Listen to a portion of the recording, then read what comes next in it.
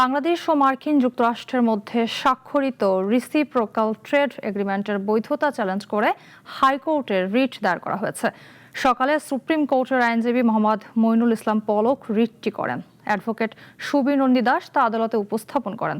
রিটে পররাষ্ট্র, অর্থ ও বাণিজ্য মন্ত্রণালয়ের সচিবকে বিবাদী করা হয়েছে। রিটে চুক্তিটিকে অযৌক্তিক, কাঠামোগতভাবে অসম এবং বাংলাদেশের জাতীয় স্বার্থ পরিপন্থী বলা হয়েছে।